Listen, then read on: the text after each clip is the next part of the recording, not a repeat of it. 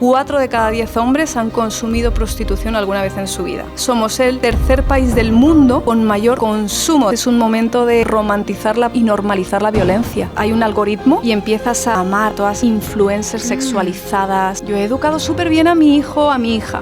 No.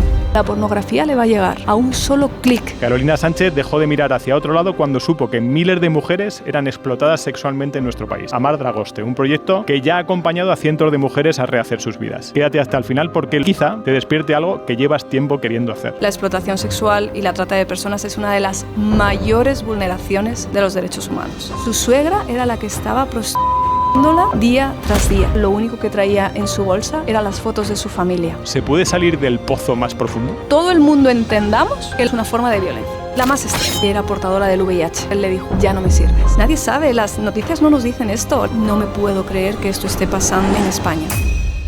¿Se puede salir del pozo más profundo? Se puede salir. De hecho, cuando estás en el pozo más profundo es cuando muchas veces tienes la fuerza para salir de él. ¿Y cuáles son las herramientas que hay que trabajar? O sea, igual que cuando hablamos de Alcohólicos Anónimos decimos, lo primero es darse cuenta de que eres alcohólico. Es decir, hay un proceso a través del cual las personas se dan cuenta y tienen un insight y dicen, esto lo tengo que cambiar. Porque entiendo que muchas entenderán que eso es su vida, que es lo normal. ¿Cómo te das cuenta? Yo creo que es un proceso complejo. Al inicio las mujeres viven muchísimas violencias y llega un momento donde hay un día que pasa algo concretamente, que es un dolor como demasiado fuerte, que te lleva a decir no puedo más. Pero si no ha habido nadie cerca tuya que te extiende la mano, alguien que ha construido confianza contigo, alguien que ha caminado a tu lado, es muy difícil que a pesar de que no puedas más, tengas la manera de salir. Entonces es un proceso complejo en el que una mujer ya no puede más y ha habido alguien cerca que ha estado en ese proceso y que ha construido confianza y le ha dado ciertas herramientas para lograr hacer esa llamada para salir del pozo. ¿Qué tipos de dolores suelen sufrir estas personas que dicen el dolor que les hace hacer clic?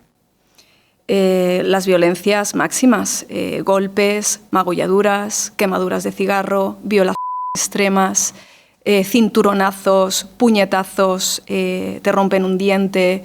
Yo creo que es una de las mayores vulneraciones de los derechos humanos. O sea, hay muchísimas cosas horrorosas, ¿no?, que pueden llegar a vivir una persona, pero creo que la explotación sexual y la trata de personas es una de las mayores vulneraciones de los derechos humanos. ¿Cómo es el día a día de una persona que está sufriendo este tipo de vida? Pues un día en un club tiene que ser algo muy difícil. Creo que si las personas supieran lo que hay detrás de un club, lo que hay detrás de un piso clandestino de prostitución, lo que hay detrás de un polígono industrial, estaríamos hablando de otra manera en la sociedad en general. Lo que hay detrás es violación, es violencia constante. Sabemos que una violación es un trauma muy fuerte. Piensa que alguien sea abusado, violado, es un trauma. Imagínate que seas violada 7 veces al día, 10 veces al día, 20 veces al día. Muchas mujeres me han dicho, 20 veces al día tenía que atender a un hombre. Las 24 horas, a la hora que llegue, tienes que estar lista, tienes que estar preparada, con multas constantes, todo el día maquillada, todo el día en tacones. Es tener que vivir para que un hombre te consuma. ¿Y eso cómo les va afectando a las personas que están sufriendo eso? Una situación como la que estás describiendo ahora, de máxima violencia, de maltrato. ¿Qué le va pasando en la cabeza a estas personas, a estas mujeres? Una de las primeras cosas que pasa es la disociación. Yo no soy la misma persona. Para poder vivir con ese sufrimiento me tengo que disociar.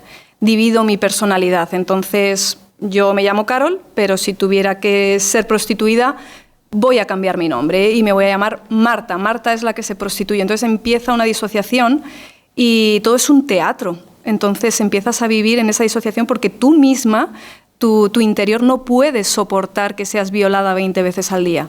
Entonces, ¿qué lleva consigo después? Pues el consumo de alcohol, en muchísimas ocasiones el consumo de drogas, para lograr aliviar el sufrimiento que vives. El estrés postraumático que se vive es semejante, dicen los investigadores, al de las torturas en las guerras. Entonces, lo que una persona o una mujer o una niña está viviendo es un trauma muy fuerte. ¿Cuáles son las estadísticas en España? Si tuviéramos que, en España, Europa, digamos, ¿cómo está? El problema, no me encanta hablar de estadísticas porque me gusta el 1 a 1, pero para entender la magnitud del problema, somos el primer país de destino de trata de personas en Europa. El primer país de destino. España es un país de tránsito y de destino para que las mujeres sean explotadas sexualmente. Pero, además, somos el tercer país del mundo con mayor consumo de prostitución. 4 de cada 10 hombres han consumido prostitución alguna vez en su vida. Por lo cual España es muy pequeña y estamos siendo el tercer país del mundo con mayor consumo. Entonces, ¿por qué es un lugar de destino? Pues por nuestras leyes, cómo están nuestras leyes y porque hay muchísimo consumo. Hombres que pagan por sexo en España. Entonces, las mafias deciden traer a las mujeres a este país.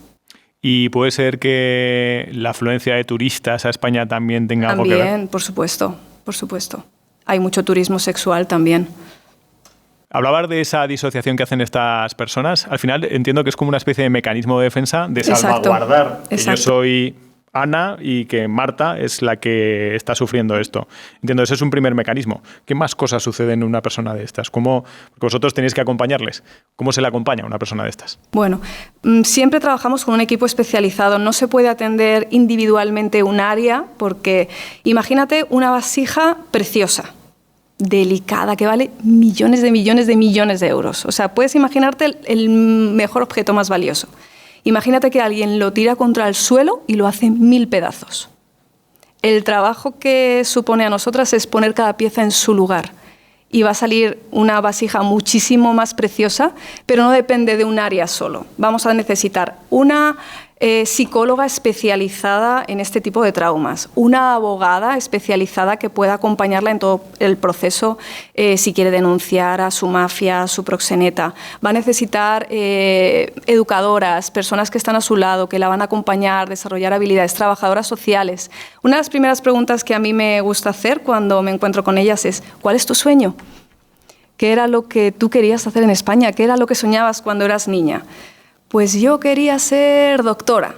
Vale, pues a lo mejor doctora ahora es un poco complejo, pero vamos a empezar por auxiliar de enfermería. Entonces como equipo, nos vamos a unir y te vamos a acompañar para que logres ser auxiliar de enfermería. Entonces cada uno desde su área, desde los diferentes perfiles especializados con el trauma que ella vive, la vamos a acompañar en las decisiones que va tomando, en su caminar, en su día a día, para lograr su sueño. Esa es nuestra estrategia. Aquí nos gusta hablar mucho de puntos de inflexión, de cómo hacer las cosas. Claro, tú partes de una realidad, de una persona que vive en un entorno normal, que la gente que nos escucha entienda que una persona que tiene la vida en ese extremo es capaz de llegar a ser su sueño como auxiliar de enfermería o lo que pretenda si se hace el camino adecuado y si tienes el coraje suficiente para salir de ese destino, ¿no? Sí, creo que la resiliencia, creo que somos muchísimo más fuertes de lo que imaginamos. Aunque yo muchas veces digo, si yo viviera una cosa así, no sé si yo sería capaz. Pero porque las veo a ellas y digo, es que es impresionante la capacidad, la fuerza, la resiliencia para salir de una situación y finalmente el objetivo es del revés, porque te explico, una mujer que posiblemente podía haber muerto o entrar en un estado de salud mental y depresión profunda y no poder salir de ahí, convertirse en una líder de Amar Dragoste que ahora lidera la estrategia de cómo detectar víctimas en todo el territorio nacional. Entonces, aquello que podía haberte destruido se convierte en la mayor fortaleza porque nadie más mejor que ella sabe cómo acompañar y ayudar a una mujer que está siendo prostituida. Entonces, finalmente es la mayor líder y con la mayor fortaleza para poder acompañar en el proceso de libertad a otras mujeres que están viviendo lo mismo. Entiendo que una persona con esta vida y este bagaje, cuando se acerque a ti, tiene la verdad delante. Es decir, yo lo he vivido, si me das la mano, podemos salir. Exacto. Sí se puede. Entonces, el escuchar el sí se puede, yo lo viví, a mí me pasó esto y ahora estoy haciendo esto, da muchísima fuerza, potencia al mensaje. Es toda la autoridad y es que lo hacen mejor ellas. Lo hacen mejor ellas, ¿no? Por supuesto. ¿Qué viste en ese primer polígono que te hizo cambiar el punto de vista? El primer polígono fue el polígono Marconi. Es un polígono que está al sur de Madrid y lo llaman el gran burdel de Europa. Caminar por esas calles es como si estuvieras en otro mundo. Son mujeres, o en ese momento, aunque a día de hoy sigue estando igual de lleno, yo vi muchísimas fogatas. En cada 3 metros, una fogata. Y en cada fogata, 3, 4 mujeres súper desnudas, que estaban siendo prostituidas, y venían coches que se llevaban a las mujeres, y al tiempo la volvían a traer y volvía otro coche, y así toda la noche. Y yo descubrí un mundo, había muchísimas mujeres rumanas en ese momento. Yo dije, no me puedo creer que esto esté pasando en España. Y así dije, tenemos que hacer algo, o sea, esto no puede seguir igual. Y como eran muchísimas mujeres rumanas, yo lo primero que pensé es, ¿por qué? ¿Qué es lo que está pasando en Rumanía? ¿Cómo es la cultura? ¿Qué voy a hacer o cómo las voy a acompañar el día que me digan, sí, quiero salir de aquí, ayúdame, necesito entender la cultura, necesito saber, necesito tener herramientas? Y entonces iniciamos una pequeña investigación viajando mucho a Rumanía. Quería conocer la cultura, quería conocer las raíces, quería conocer el porqué de lo que estaba pasando. Entonces fue cuando viajamos mucho a Rumanía, y allí me fui a todos los lugares también donde las mujeres estaban siendo prostituidas. Y llegué a un polígono en Rumanía y había muchísimas mujeres prostituidas, pero miré a una. Y era una niña de 20 años embarazada, aproximadamente 6 meses. Me senté a su lado, estaba sentada en un banco, y me empecé a conversar con ella. Dije, ¿qué haces en este lugar? ¿Cómo te encuentras? Era una mujer sin red de apoyo, prostituida un día, otro día. ¿Y sabes quién la estaba prostituyendo y quién estaba a su lado? Su suegra. Su suegra era la que estaba prostituyéndola día tras día. Entonces empecé a tener una conversación muy profunda con ella, o sea, eso me impactó demasiado, y ella fue la que me dijo, Dragoste. Dragoste es una palabra muy importante para mí. Me dijo, significa amor. Y se quedó en una conversación súper valiosa, y decidimos que ese iba a ser nuestro nombre, Amar Dragoste, porque es a través del amor que podemos acompañar en los procesos de libertad a las mujeres que han sido destruidas. Creo que el amor lo sana todo. En este proceso, una persona que está en ese proceso, que su suegra le está prostituyendo, digamos, tiene que hacer un proceso, entiendo, de construcción de su persona para romper ciertas barreras que tiene con respecto a valorarse, a centrarse, tal. Esta persona hizo un viaje. ¿Tú seguiste a esta persona o ya no la volviste a ver? Fue una conversación y nunca más la volví a ver. Eso te habrá pasado en muchas ocasiones. Eso me ha pasado demasiadas veces. Es un porcentaje muy bajito aquellas mujeres que logran salir de su situación de explotación. Estamos hablando de un 1 o 2% de las mujeres que están siendo prostituidas logran salir de esa situación.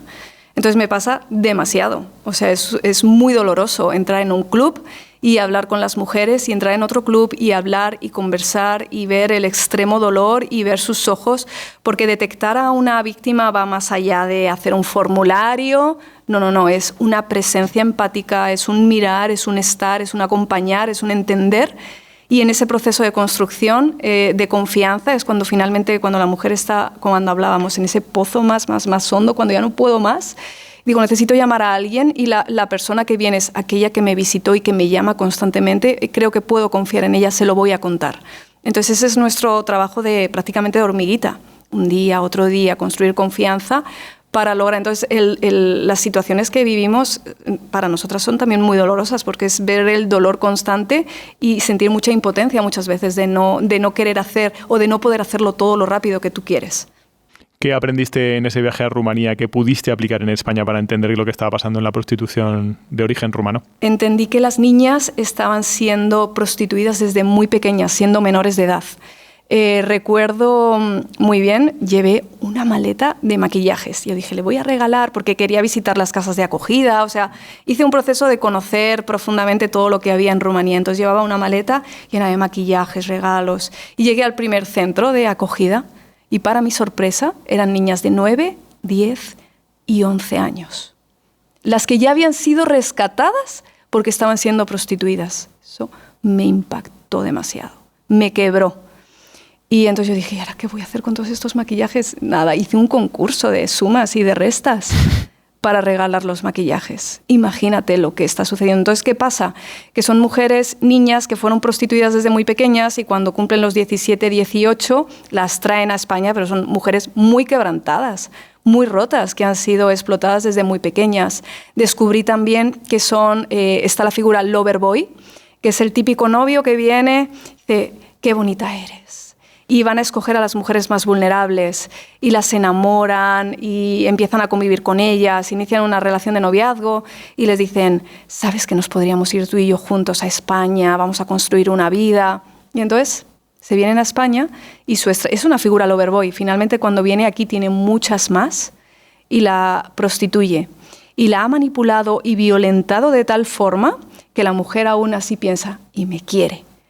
Y esas conversaciones de decir, pero ¿cómo te va a querer un hombre que te está prostituyendo, un hombre que permite y que te trae 20 hombres al día? Y es la máxima violencia interna, manipulación y también externa. O sea, descubrí que las mafias rumanas también estaban siendo muy violentas con ellas. Recuerdo una de las primeras mujeres rumanas que logré acompañar en ese proceso de libertad. Un día me llaman por teléfono desde Rumanía. Me dicen, Carol, hay una niña de 18 años que está en el sur de España, está siendo prostituida, nos ha llamado, estaba llorando, su novio la llevó a España y la está prostituyendo. Yo, ¿dónde está? Digo, pásame su número de teléfono. Logro hacer mi primera llamada toda nerviosa. ¡Ay, madre! Llamo a esa niña y no sé cómo logré en una conversación telefónica que confiara en mí. Me dijo dónde estaba, me dijo en qué hora iba a estar sola, a qué hora salía su novio.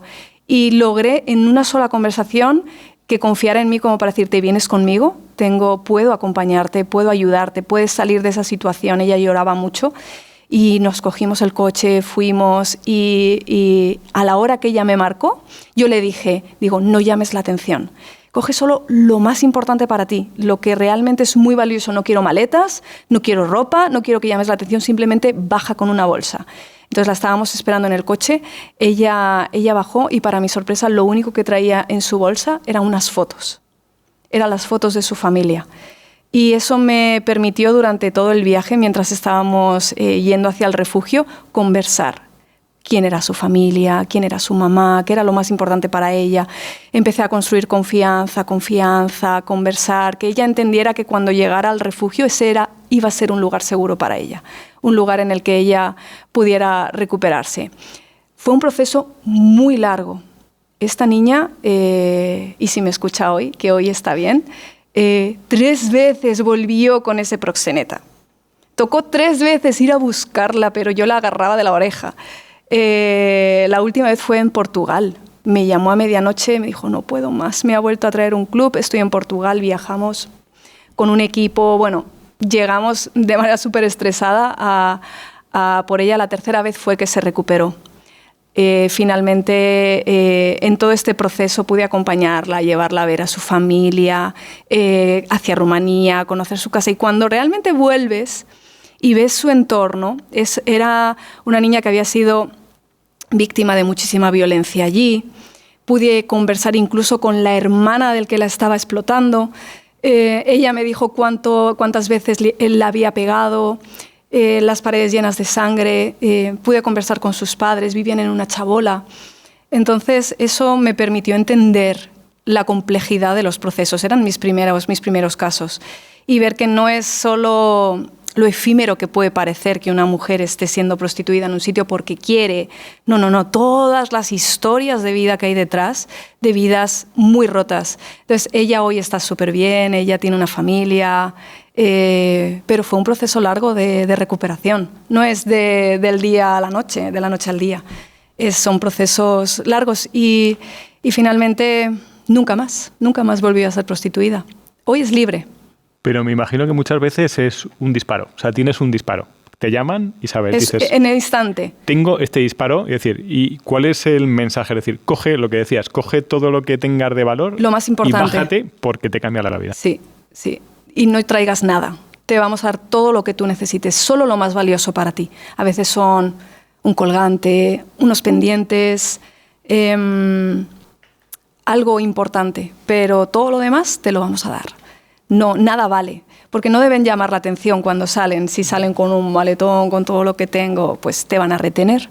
Necesito que vayas y simplemente parezca que vas a comprar el pan y ese día te va a cambiar la vida. Hay un camino diferente para ti. No naciste para esto. Puede ser que tengamos que aprender eso también el resto, es decir, cuando estás en un pozo profundo, pensemos qué cosas te llevarías de valor en un viaje. Porque digamos que a partir de ahí se puede reconstruir desde valores fundamentales, ¿no? Exacto. O sea, desde las fotos de tu familia, desde las fotos de tal, es donde se empieza a construir, desde los valores innegociables es donde se empieza a reconstruir la personalidad. Lo material no es nada. Nada de lo que puedas traer material te va a ayudar o te va a dar libertad.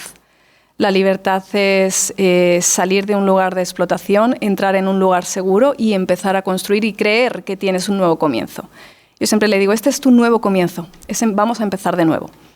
Y tienes que dejar atrás muchas cosas, muchas relaciones, muchos contactos. Y vamos a construir una nueva vida. Vas a tener nuevas relaciones, vas a hacer nuevos amigos, vas a hacer nuevas amigas y vas a empezar de nuevo. Y hay una historia por escribir. Que esto entiendo que va no por moda, sino por tendencias de países que empezaste y era Rumanía. Posterior a Rumanía supongo que serían otros orígenes la prostitución. Después de Rumanía, ¿qué vino? Por cierto, ¿el polígono Marconi sigue en el mismo estado? Sí, seguimos. De hecho, hoy tenemos salida. Está hasta arriba, de mujeres. Diferentes países, pero te invito a que puedas pasarte por allí y dar un paseo. Realmente marca ver a ese número de mujeres ahí siendo prostituidas. Después de eso sigue, las mujeres rumanas siguen, pero son como olas, son como tendencias. Luego pasó con Nigeria. Muchísimas mujeres nigerianas que estaban siendo traídas de manera terrible, unos viajes, unas violaciones en el viaje, y fueron prostituidas con unas deudas impresionantes. Por ejemplo, te cuento la historia de una mujer nigeriana, fue captada siendo muy joven, 19 años tenía. Y vino un hombre americano llamado Peter. Llegó al pueblo, la conoció, le ofreció un futuro fuera de su aldea, una aldea muy pequeña, con muy pocos habitantes. La sacó del lugar, la trajo a España, la metió en un piso clandestino.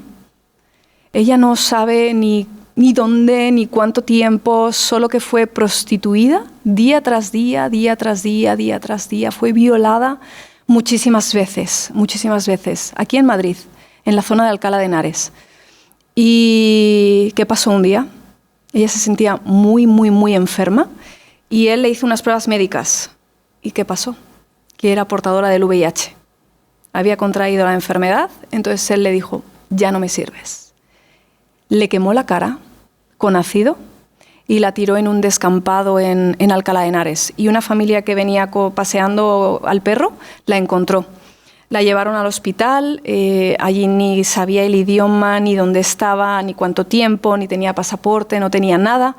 Pero claro, descubrieron signos de muchísima violencia física y sexual. Entonces nos llamaron, pudimos atenderla. Ella se llamaba Orie y hizo su proceso en casa, pero siempre me decía, Carol, me duele mucho mi cara. Y yo realmente pensaba, está somatizando todo lo que ha vivido, no es capaz de salir adelante. Era muy difícil llevarla a un médico, no tenía pasaporte, no tenía nada. No tenía ninguna identificación, era desconocida en nuestro país. Pero finalmente la atendieron en el hospital y ese fue el último día que la vi, porque entró en el hospital y murió. Murió. Fue uno de los casos que me marcaron para no volver atrás. Murió, no sabían por qué. Y después de muerta, y cuando hicieron la autopsia, descubrieron que todo el sufrimiento extremo que había vivido, su cuerpo no lo había soportado. Y se había detectado un cáncer fulminante que fue un disparo tremendo en su cuerpo, en la médula espinal. Y de un día para otro, murió. Y me marcó demasiado. Fue muy doloroso. La enterramos. Yo dije, esto no puede volver a pasar a otra niña. No teníamos un número de teléfono para llamar a su familia. Su familia nunca más supo de ella. Era una niña preciosa, una sonrisa. y ver cómo este dolor extremo se la llevó. A mí no dijo, pues ya lo dejo, ya no puedo más, no. Me llevó todo ese coraje, dije, no voy a volver atrás. Voy a seguir luchando, voy a caminar para que más mujeres no tengan que vivir semejante dolor. Y me he ido encontrando demasiadas historias a lo largo del camino. Nadie sabe de esto. Nadie sabe, las noticias no nos dicen esto, la prensa no nos dice esto, nos dicen todo lo contrario. Estamos en un momento donde el glamour de la prostitución, estoy súper empoderada, voy a vender las fotos de mis pies, voy a tener una paginita azul en OnlyFans. Es un momento de romantizar la prostitución y normalizar la violencia. Pero lo que hay detrás de la prostitución, detrás de la explotación sexual, es, como te he comentado antes, es la máxima vulneración de los derechos humanos. El trauma es impactante. Me ha tocado agarrar a mujeres para que no se tiren por la ventana, porque desencadenan unos problemas de salud mental demasiado graves. Mujeres que se cortan las venas. ¿Te puedes imaginar lo que es llegar a un baño de una mujer que se ha cortado las venas porque no puede más, porque ha sido prostituida? Eso lo hemos vivido. Oye, Carol, ¿cómo te curas tú? Porque entiendo que al final estás viendo cosas que desgarran. O sea, son desgarradoras. O sea, quiero decir, en la sociedad no habrá cosas más desgarradoras. Yo me agarro a los casos de éxito. Los casos que salen adelante. En mis días más bajos, que los hay, que yo le digo a mi marido, mira, yo ya no puedo más, lo dejamos aquí. Él me dice, bueno, venga, ya mañana hablamos. Ya me conoce. Descansa, vamos a dormir, toma una copita de vino, ya está. Al día siguiente me levanto siempre con nuevas fuerzas. Porque es una pasión, es algo que arde. Es que no quiero que más niñas tengan que morir, es que no quiero que más niñas tengan que pasar por ese dolor, por ese quebranto. Es que nadie deberíamos tener que vivir así. Entonces, eso es lo que me ayuda. Luego también uno se autocuida, ¿no? Pues haces deporte, me encanta ver una serie de televisión, cosas que siempre me desconectan, pasar tiempo en familia, cosas que te hacen crecer y renovar tus fuerzas y tu energía, pero lo que me lleva es eso que arde dentro de mí, que no quiero que más mujeres estén viviendo eso. Hablaremos de casos de éxito, que me encanta. Pero ¿cómo suele acabar la realidad del 99%? En nuestro caso, el 99% que no logra salir, acaban con problemas de salud mental, con situaciones graves, enfermedades de transmisión sexual, dolor pélvico crónico, problemas sociales, extrema vulnerabilidad, elevada a la enésima potencia, muerte en vida muchas veces. Eso es, ¿no? Es que es muerte en vida. O sea, la disociación de la que hablabas es que la persona que eran ha muerto y sigue el personaje. Finalmente, muchísimos trastornos de personalidad, drogas, adicciones, porque ya no puedes más. ¿Qué caso de éxito recuerdas con especial cariño? Muchísimos. Muchísimos. Me encanta porque nuestro proceso, nuestro programa en Amar Dragoste es muy familiar. No es una institución, no atendemos a millones de mujeres. Entonces, finalmente, la mujer que entra en una familia. Y lo importante es que te sientas parte de esta familia. Entonces, después de haber hecho un proceso de 2-3 años de recuperación, eres familia, eres parte. Entonces, recuerdo uno de los casos, y ella me escuchará y la quiero mucho, pero habría muchos, ¿eh? O sea, podríamos estar aquí hablando un montón de tiempo y contarte. Una niña que fue prostituida con 18 años. ¿De dónde era? De Ecuador. Su familia se va ella vivía en España, su familia se va, ella se queda sola. Ella un día había escuchado en un programa de televisión que la prostitución era súper empoderante, había sido abusada desde chiquitita, muchas veces sexualmente. Entonces ya estaba quebrada y dijo, estoy sola, escuché eso, voy a ver qué es. Y entonces, claro, una niña sola de 18 años en España haciendo llamadas a contextos de prostitución, pues un proxeneta la captó. Y fue prostituida bastante tiempo, finalmente fue comprada por un solo hombre, que eso también pasa. Un solo hombre la compró y durante 1 año la mantuvo encerrada siendo prostituida por él. 1 año. Un día él se deja la puerta abierta, ella logra escapar e irse corriendo, y ese día fue que la conocimos. Pidió ayuda, ella fue a un lugar, a una iglesia, pidió ayuda, desde allí nos llamaron y la recuerdo con especial cariño porque finalmente es familia. Ella necesitó un proceso de recuperación de 4 años. Estuvo 4 años en el refugio porque era muy pequeña. Y claro, para mí no es marcar, no es el protocolo del tiempo. ¿Cuánto tiempo tienes que estar aquí? No. Mi objetivo es, el día que tú sales, tú estás sana, siempre se necesita más acompañamiento, ¿no? Uno no sana ni siquiera en 4 años, ni en 5, ni en 6. Pero tienes como todas las herramientas necesarias. O sea, yo le digo, te llevas una mochila llena de herramientas para saber vivir, para no ser vulnerable. Te llevas una cuenta bancaria llena de dinero. Porque todo el tiempo que tú estás aquí, que todo lo que recibes es gratuito, todo lo que tú trabajas lo vamos a ahorrar. Entonces empezamos a preparar tu futuro, que te puedas alquilar tu propia casa, que nunca más estés vulnerable. O sea, igual te puedes ir del refugio con 15, 20.000 euros en tu cuenta bancaria. Y así vivió ella sus 4 años, salió del refugio, hoy trabaja en un banco y se ha casado y ha rehecho su vida. Y es la secretaria del director del banco. Entonces, cada vez que la veo y ella se está convirtiendo en una activista, tiene una capacidad, una fuerza, una fortaleza y una manera de comunicar que creo que hay que escucharla. Y que en su día, cuando ella esté lista, ella tiene una capacidad de liderar muy grande y de transformar lo que estamos viviendo como sociedad. ¿Cómo trabajan las mafias para captar? ¿Cómo empieza todo? Todo empieza buscando países que estén viviendo situaciones vulnerables y mujeres que estén viviendo en un contexto vulnerable. Entonces siempre se aprovechan de la vulnerabilidad. Imagínate un país que esté teniendo un problema político, un problema económico, pues ese es un lugar, un país de origen. Entonces, a veces, lamentablemente, lo que hemos visto en una investigación que acabamos de publicar de Colombia es que las mujeres fueron captadas en Colombia por mujeres en el porcentaje más alto y además eran personas cercanas, personas en las que confías. Posiblemente son mujeres que ya han sido víctimas de trata y que están captando a otras mujeres. Cuando llegan aquí a España, aquí ya sí son explotadas y en el porcentaje más alto son hombres los que prostituyen. Pero en el país de origen captando son mujeres. Eso es lo que hemos descubierto en esta última ola de mujeres colombianas que están siendo captadas por mujeres.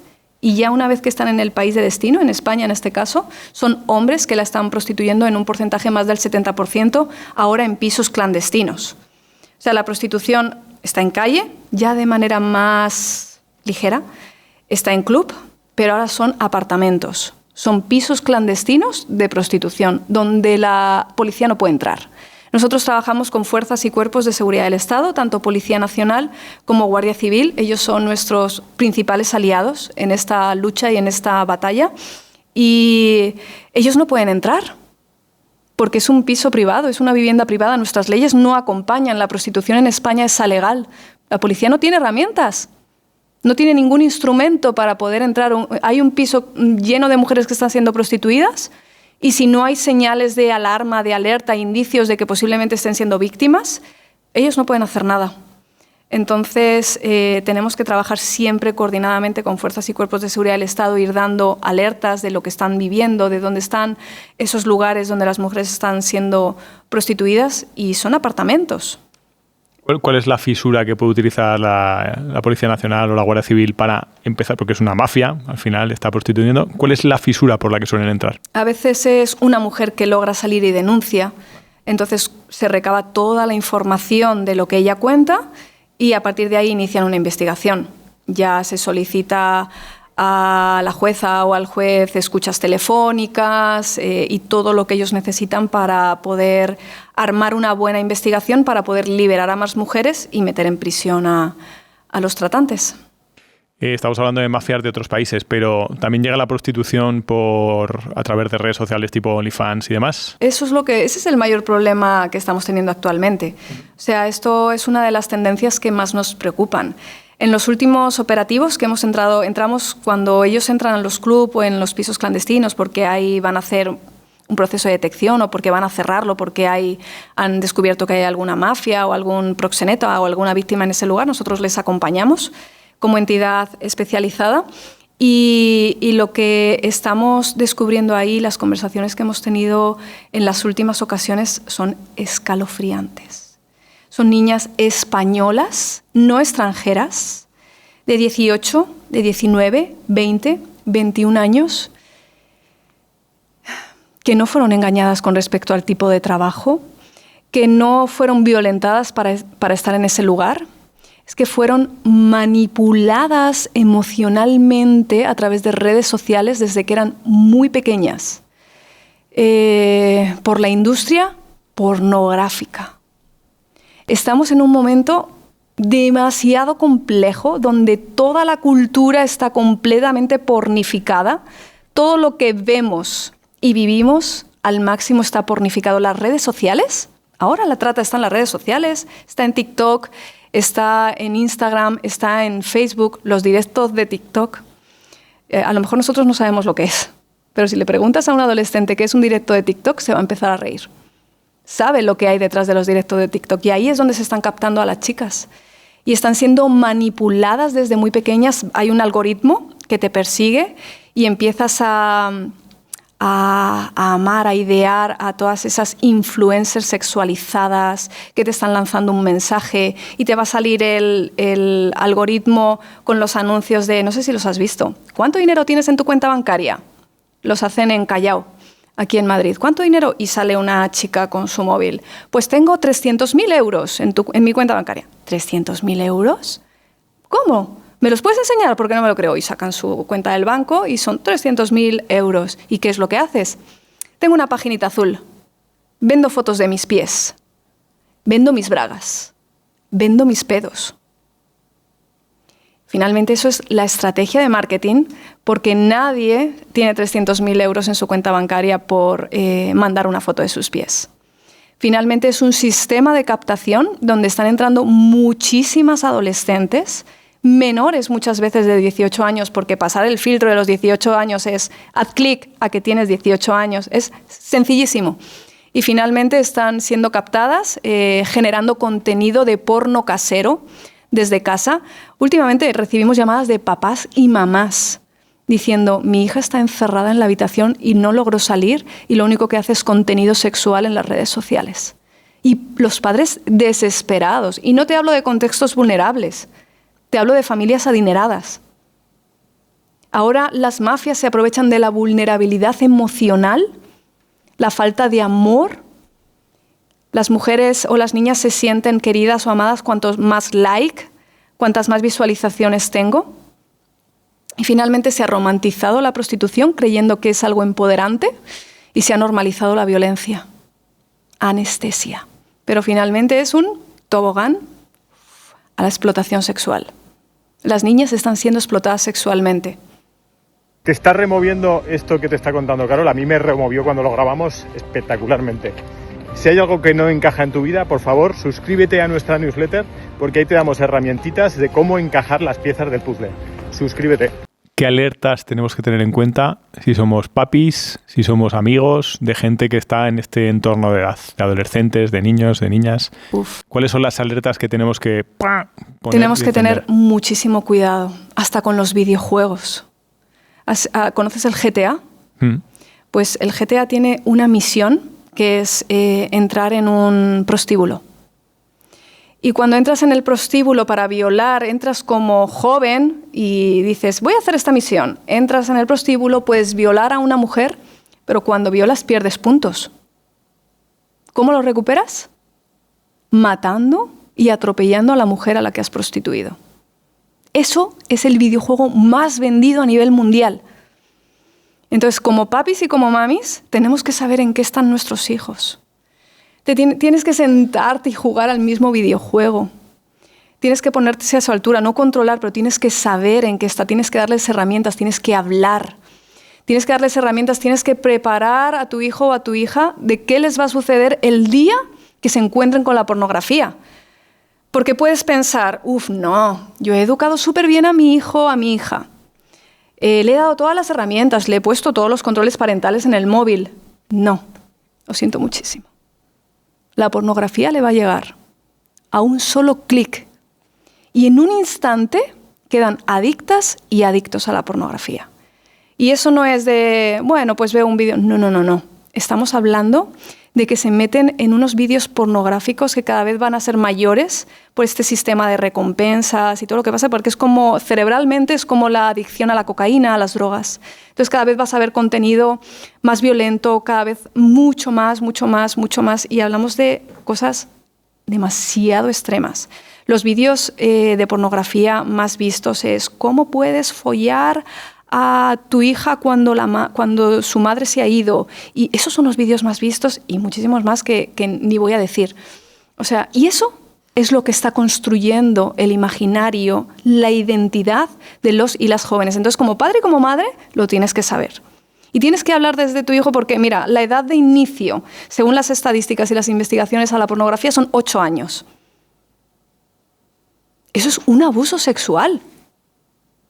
Un niño que se encuentra con una imagen pornográfica a los 8 años ha sido abusado sexualmente.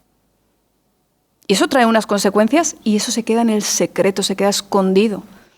Y muchas veces se quedan adictos. A veces a los 12 o 13 años ya el contenido es habitual. Entonces se está construyendo la identidad a través de ese proceso de violencia sexual con unas consecuencias luego tremendas. Entonces tenemos como padres y como madres tener controles parentales, acompañar, no juzgar, hablar desde temprana edad, porque si empiezas a hablar a los 15 años, perdona, ya es que no te van a escuchar. En ese momento ya lo que importa más es lo que te está diciendo tu compi, tenemos que ser antes. Tenemos que empezar pronto. Acompañar, estar, no juzgar, jugar, darles salidas de ocio diferentes. ¿Tenemos un problemón con las pantallas? Estamos trabajando tanto que no nos importa o no nos damos cuenta muchas veces que nuestros hijos están adictos en algoritmos. Donde te quedes 3 segundos, ahí ese algoritmo te va a perseguir. Si te has quedado 3 segundos viendo a esa influencer supersexualizada, ahí es donde te van a empezar a venir más y más y más. Horas de visualizar una influencer que finalmente tiene una paginita azul en OnlyFans. Tu ídolo. ¿Qué acabas haciendo? Repitiendo aquello que has estado viendo, tus valores cambian. Entonces, como padre y como madre, tenemos que primero saber esto y luego decir, voy a conversar con mi hijo y con mi hija. Y yo siempre digo, mira, hay que echar fichas. Es como equipa a tu hijo.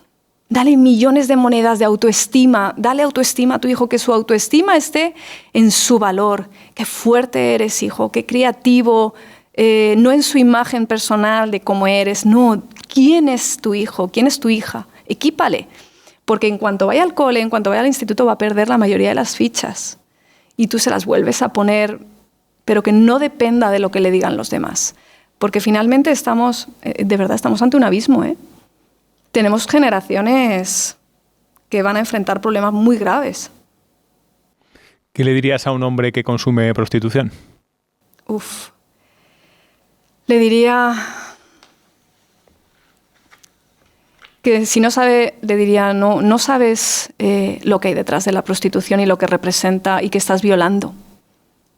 Cuando vas y consumes prostitución, estás violando a la mujer que tienes delante. No te desea y estás violándola.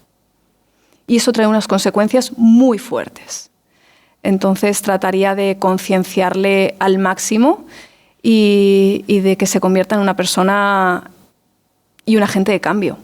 O sea, porque igual que te digo que una mujer que ha sido prostituida puede llegar a ser una líder, un hombre que ha consumido prostitución, también hay salida para él.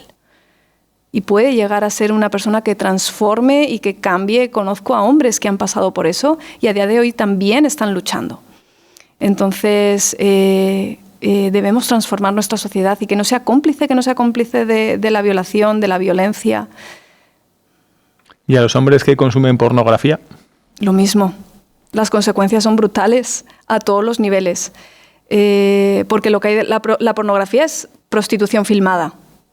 Entonces es una forma de, si consumes pornografía, estás consumiendo prostitución. Entonces, estás prostituyendo a una mujer cada vez que lo estás visualizando y la estás violando de la misma forma. Mira, una de las mujeres que logró salir de su situación de explotación, una de las primeras cosas que me dijo cuando estaba en el refugio era: Carol, encuentra mis vídeos en internet. Ella le temblaba todo su cuerpo.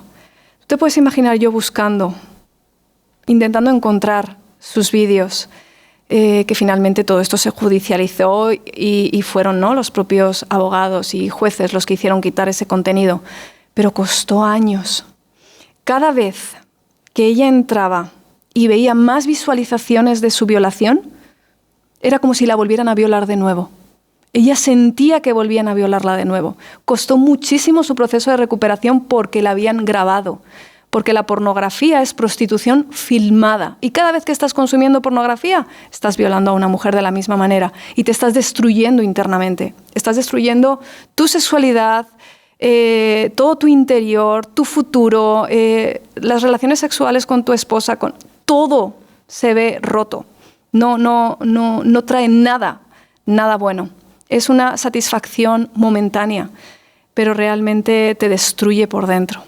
La culpa, todo tu proceso sexual es roto, porque estás disfrutando sexualmente por medio de violencia, porque lo que hay ahora mismo en pornografía es la violencia más brutal, las violaciones en grupo, mujeres a punto de morir, te asfixian, o sea, eso es lo que... Y eso te excita. Finalmente te estás destruyendo por dentro. Todo tu imaginario y tu construcción sexual se está destruyendo. ¿Cuál es el proceso más largo que has vivido con una víctima? Que has dicho, hostia, cómo me está costando, cómo tal, pero lo has conseguido. Pero fue muy largo. Muchas veces hablamos de 4 y 5 años. Ahora bien, no siempre es en el refugio, porque muchas veces el proceso de sanidad acaba habiendo pasado muchos años después de que has pasado por un refugio, porque no solo atendemos en el refugio, tenemos centros de día, hay un equipo especializado y diferentes estructuras para poder acompañar a una mujer, pero a veces son 5 y 6 años de acompañamiento hasta que dices, uff. Mira, piensa en las mujeres, por ejemplo, de Marruecos, que son captadas para coger la fresa en Huelva y vienen con su visado de trabajo. Mujeres que han sido captadas de pueblitos y muchas de ellas víctimas de violencia de género, de pareja, que tienen que salir adelante, sacar adelante a sus hijos y encuentran un futuro en España, voy a recoger fresa, y cuando vienen aquí están alrededor de unos 15 días cogiendo fresa y luego pasa, pues es que, ¿sabes qué? Tus manos son demasiado pequeñas, no estás cogiendo a la velocidad que tendrías que coger, te has quedado sin trabajo. Entonces, lo poquito que te han pagado, que muchas veces es explotación laboral, pero vamos a pensar que te han dado un poquito de dinero, hay una persona ya en la puerta que les dice, mira, con ese dinero te traslado, en Almería hay muchísimo trabajo, yo te puedo llevar, tienes donde vivir, y finalmente las están llevando a sitios de prostitución y están siendo explotadas sexualmente. Cuando una mujer logra salir de ahí, una mujer de Marruecos, muchas veces son mujeres que no saben el idioma, que no saben leer ni escribir, ni en español, ni en su propio idioma. Entonces, esos procesos, mezclados con el trauma y la extrema violencia que han vivido en la prostitución en España, incluso lo que han podido vivir en su país de origen, son procesos largos. Son procesos de enseñar el castellano, de enseñar a leer, de enseñar a escribir. Mira, una de las mujeres, por ejemplo, rumanas, que atendimos al comienzo, recientemente se acaba de graduar de técnico de farmacia y no sabía leer ni escribir. Hoy es graduada de técnico de farmacia. Eso es un caso de éxito. Me hizo tan feliz ver su diploma porque fue un proceso de aproximadamente 4 o 5 años. Y hoy es cuando ha acabado ser técnico de farmacia y ella está viviendo su sueño. ¿Suelen utilizar, ellas mismas utilizan su testimonio para ayudar a otras? Algunas sí, otras no. Hay algunas que dicen, eso me pasó y quedó en mi pasado y no quiero volver a hablar de ello, y es completamente respetable. Y hay otras que dicen, lo que yo he vivido, ahora vamos a hablar de ello. Y las dos cosas son súper respetables, pero aquellas que deciden usar su historia y liberar y acompañar en el proceso de liberar a otras mujeres es como un fuego muy fuerte que arde en ellas, y finalmente son las activistas de hoy, muchas de las que se están preparando para alzar la voz. ¿Qué papel tiene la psicoterapia en estos casos? Fundamental. ¿Cómo se trabaja? Pues mira, nosotros tenemos terapias individuales y terapias grupales. Entonces, tenemos varias psicólogas especializadas que les van a acompañar en todo su proceso, su línea de vida, su historia. Se van trabajando a través de diferentes técnicas. Y luego, una de las terapias más bonitas y que a ellas les gusta mucho es la terapia grupal. Porque finalmente, en la terapia grupal lo que hacemos es trabajar diferentes temas, desde las adicciones o la codependencia, el valor de las personas, lo que es la trata de personas, el que se puedan identificar a sí mismo como víctimas, porque una no sale del club diciendo soy víctima de trata. No tienes ni idea de lo que has vivido. No sabes quién eres. Te tienes que identificarte a ti mismo como víctima, tienes que ver lo que has vivido, que la persona que querías te ha engañado. Entonces, todo ese proceso de identificarse, de hablar, de compartir y el hacerlo en red con otras mujeres que han vivido lo mismo, se crea una sororidad muy bonita.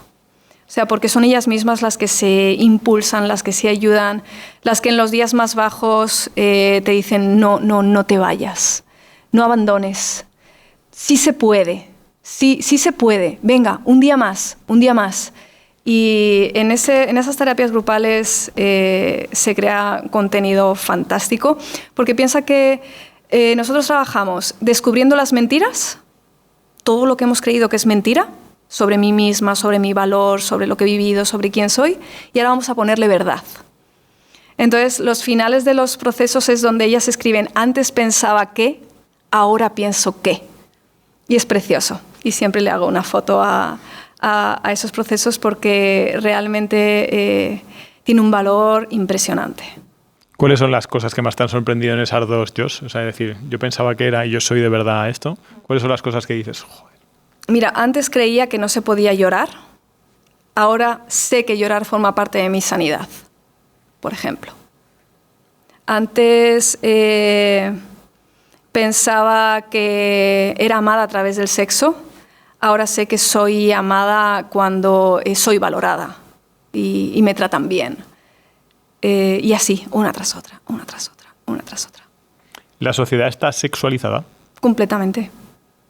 Creo que tenemos una cultura completamente pornificada. Tenemos que tener cuidado hasta con los dibujos animados. Todo está sexualizado. YouTube está sexualizado. Yo tengo una niña pequeña y yo empiezo a ver dibujos y... Quita eso. Niñas sexualizadas, o sea, todo está pornificado a día de hoy. Tenemos que tener mucho cuidado y saber identificarlo, porque estamos adormecidos, anestesiados, y ya no sabemos diferenciarlo. Ese es el problema. ¿Cómo es el primer día de una persona que ha cogido sus fotos, o ha cogido su colgante de su familia y ¡pum!, amanece con Amal Dragostea donde sea? ¿Cuál es el primer día? Ese primer día es para ellas súper estresante. O sea, ha habido momentos de...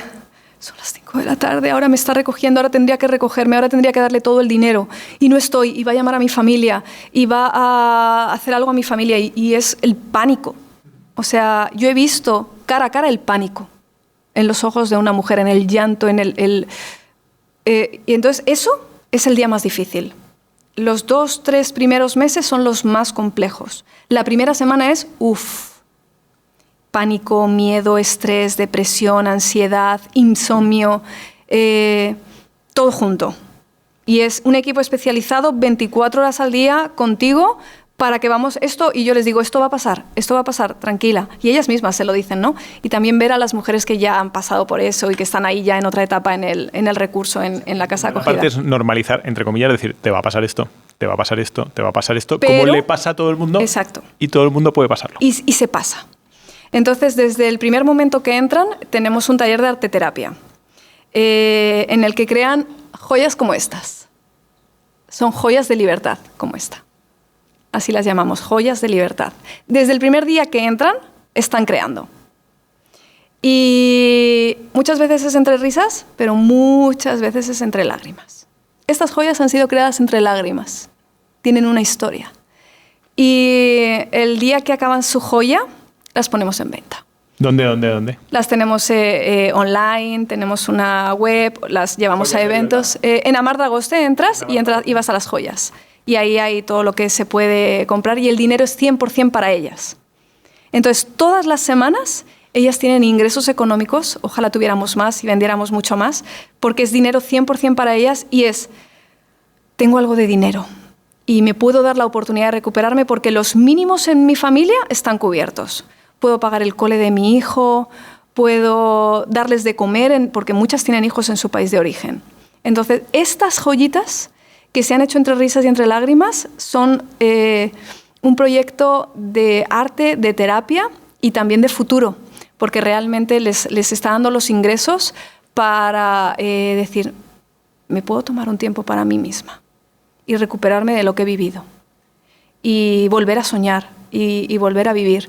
Y entonces tenemos diferentes proyectos como este de Joyas de Libertad o como tenemos un catering que se prepara directamente por ellas. Es hecho por las supervivientes y es un servicio de catering que llevamos a las empresas, a los eventos, a delegación de gobierno y es su trabajo. Entonces, dentro del proceso en el que me estoy recuperando, tengo trabajo, que es una de las también necesidades básicas, el poder aprender, el desarrollar habilidades, enfrentarme a lo que es una empresa en España y finalmente tener un salario, tener un contrato, tener currículum. Porque claro, les puedes estar acompañando en todo ese proceso de sanidad y luego dices, venga, y ahora vamos a buscar empleo, vamos a hacer el currículum. ¿Qué has hecho en España? Bueno, pues me han prostituido durante 4 años. No hay más. Vamos a construir currículum. Entonces, dentro del proceso, las vamos a acompañar en todo lo que puedan estudiar, en todo lo que puedan formarse, y uno de los recursos es el catering, con profesorado especializado para el desarrollo de habilidades, para aprender a comunicarse con el cliente, para saber cómo relacionarme con un jefe y para finalmente tener habilidades laborales, incluso dentro del mundo de la hostelería, el poder aprender todo lo que se necesita. Entonces es un catering que está abierto a cualquier persona que nos quiera llamar porque representa, cuando contratas el catering, estás acompañando y estás ayudando a mujeres que han vivido en contextos vulnerables.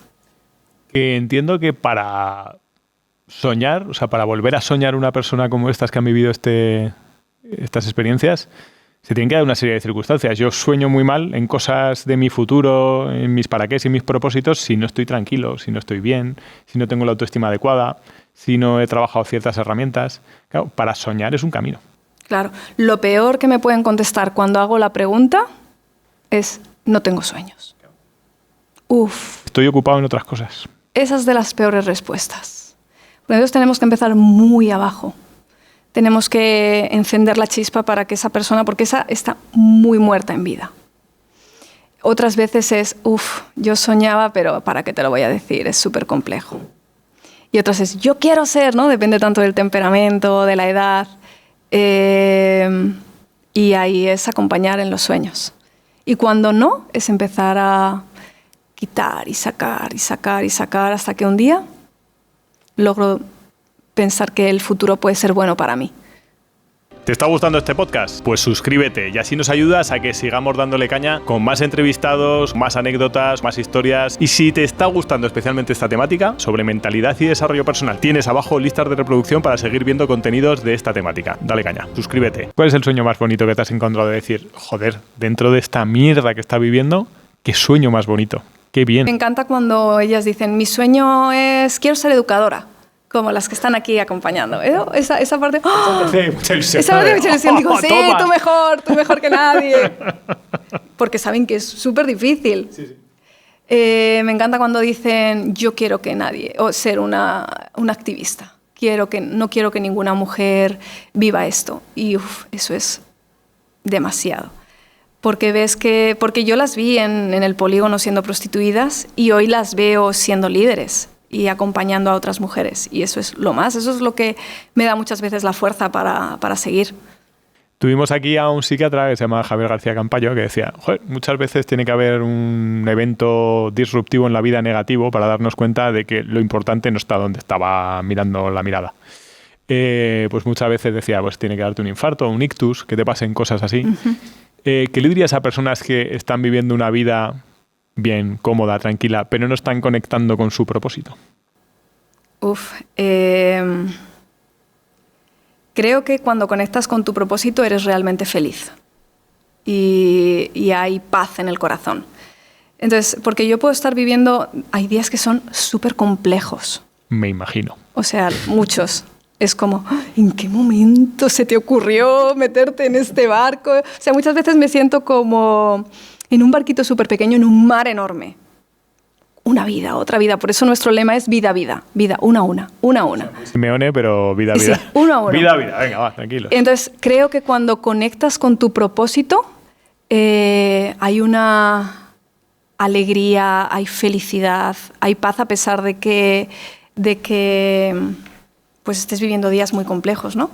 Te mueves por una pasión y sabes que estás provocando un cambio en la sociedad, no sé, ¿no? Según el propósito de cada persona. ¿Cuándo sabes que una persona, una mujer, está lista para volar sola? ¿Qué dices? Ellas mismas. Creo que ellas son las que mejor saben cuándo pueden volar. Siempre las acompañamos, hacemos procesos de evaluación, ellas mismas escriben sus propios objetivos, nosotras las acompañamos en ese objetivo que se han escrito. Entonces ellas mismas saben. Y siempre, ¿no? En esa conversación con la psicóloga, con la coordinadora, con sus educadoras de, oye, porque muchas veces están como, yo no me quiero ir a ninguna parte, aquí estoy súper bien. No, pero que ya es hora de volar, que esta cama viene otra mujer y tú ya puedes, tú podrías ser ya la que la acompaña en su proceso de sanidad. Entonces ya empezamos a preparar su salida. Pero la mayoría de las veces son ellas las que saben el momento, ya estoy lista, estoy preparada. Tú que conoces bien esa realidad, ¿España sigue siendo un país en la que muchos empresarios y muchos trabajadores y tal firman acuerdos en clubes? Te lo iba a decir, eso sigue pasando. Se firman cosas, es decir, nos damos un apretón de manos en un prostíbulo. Pues claro que pasa en el gobierno, pues no va a pasar en las empresas. Tienes toda la razón. Sí, o sea, puede ser una parte alícuota, es una muestra alícuota de la sociedad española, sí, lo que tenemos en los políticos. Es lamentable. Claro, ¿tú cómo vives eso, esa realidad que estamos viviendo ahora? Yo y todo el mundo, o sea, es... Sí, pero claro, tú vives sacando del pozo a mucha gente. Y a veces, pues eso es lo que luego digo, claro, por eso no salen las leyes que tienen que salir. Es imposible. Es imposible que así salgan, ¿no? Con este nivel de corrupción. ¿Hace bien Holanda en lo que ha hecho en cuanto a la acomodación de la prostitución en su legalidad? Es lo peor que nos puede llegar a pasar. Es que se legalice y se normalice la violencia. Y que mañana le digan a tu hija, oye, que estás en el paro, que el siguiente puesto que sale es en un prostíbulo, porque es legal. Es legal, ¿no? Sí, que lo metes en Infojobs, sí. Es un trabajo más, ¿no?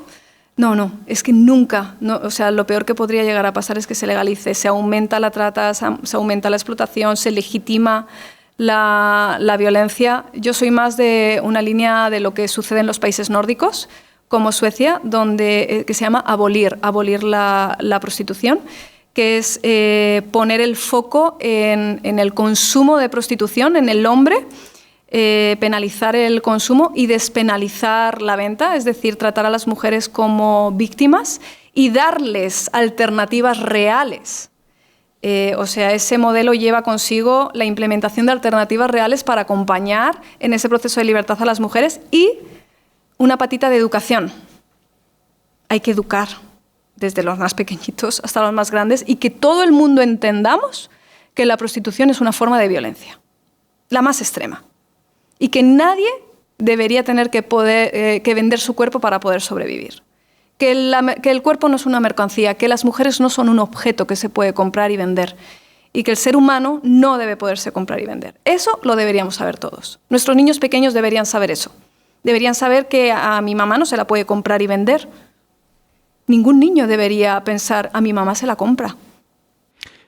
¿Trabajáis con niños? O sea, al final, quiero decir, estas madres tienen hijos habitualmente. ¿El trabajo con los hijos es importante? el trabajo con los hijos es importante. Nosotros personalmente en nuestro recurso no tenemos a los niños. Si hay una mamá que viene con sus hijos, vamos a buscar una entidad especializada, pero apoyamos mucho a los hijos en el país de origen. Entonces, por ejemplo, trabajamos muchas veces con sistemas de becas, busco familias o personas que puedan donar para apoyar a sus hijos en el país de origen. Entonces, se hace el trabajo a la inversa, desde el país de origen.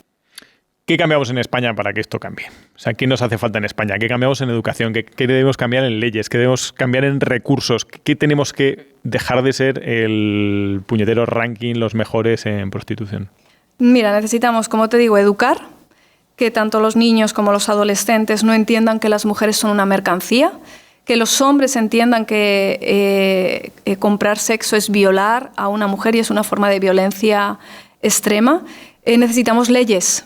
Necesitamos leyes que pongan el foco en eso, son leyes abolicionistas que transformen el concepto de nuestra sociedad. Yo no quiero y me niego a vivir en una sociedad así. Necesitamos cambiar nuestras leyes y necesitamos recursos para ayudar a esas 200, 300.000 mujeres que están siendo prostituidas en nuestro país. Hablemos de líderes del cambio y mentores. O sea, a mí me parece que tiene que haber personas... Hay un libro muy chulo de un tío que se llama Ken Robinson, que se llama El Elemento, que aglutina historias de personas que han encontrado su elemento, pero si ves el denominador común de todas las historias, siempre hay un mentor que les subraya en qué es buena esa persona. Es decir, joder, tú eres bueno en esto, comunícalo. A mí me parece que esas figuras de personas que se han transformado las vidas y tal son mentores y líderes. Uh-huh. Háblame de esos líderes, ¿qué tienen? Porque hablamos siempre de liderazgo y hablamos de empresa. Pero hay liderazgo en la vida que es mucho más potente que el de una empresa. ¿Cómo son los líderes que lideran esos proyectos desde su experiencia?